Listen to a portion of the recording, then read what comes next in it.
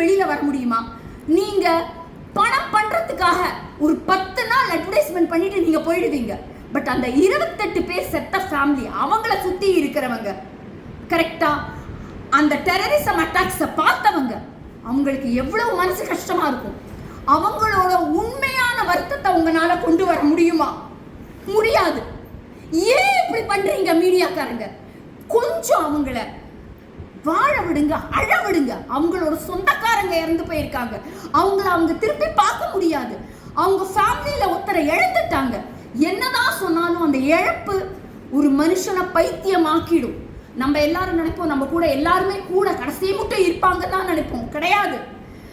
அவங்க இது மாதிரி ஒரு டெரரிசம் அட்டாக்ல போறதுங்கிறது எவ்வளவு ட்ராமா தெரியுமா? மக்களே, மீடியாக்காரங்களே, இந்த மைக்கிய வாயுள்ள இப்படி இப்படி திணிக்கிறீங்களே, உங்களுக்கு அதுல என்ன சந்தோஷம் கிடைக்க போறது? கொஞ்சம் பப்ளிக்க நிம்மதியா வாழ விடுங்க, என்னோட வேண்டுகோள்.